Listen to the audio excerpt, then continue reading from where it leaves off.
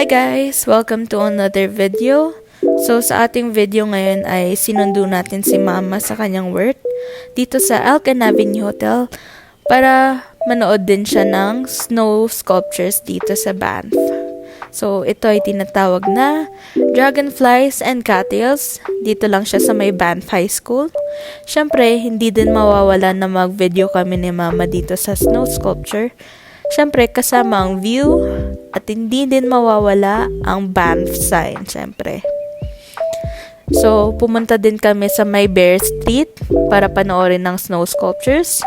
Dito si Mama ngayon sa may fireplace kasi nilalamig na daw siya at giniginaw. So, ito ang isa sa mga snow sculptures na tinatawag na playground.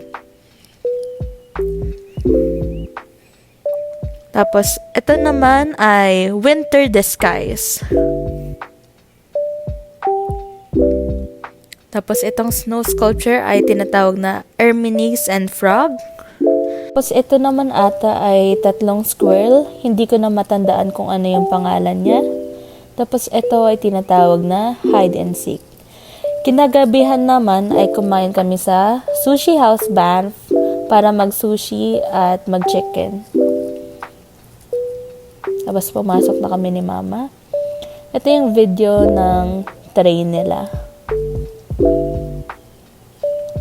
Ganda niya tingnan, di ba?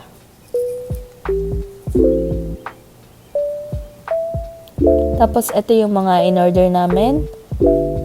Siyempre, di mawawala ang ating rice. Tapos ito yung last is Let's Take It Slow, ang tawag dyan. Tapos, umuwi na kami ni Mama. That's it for today's video. Thank you for watching. Hi, Ma. Tapos, kinabukasan naman ay umuwi tayo ng Calgary.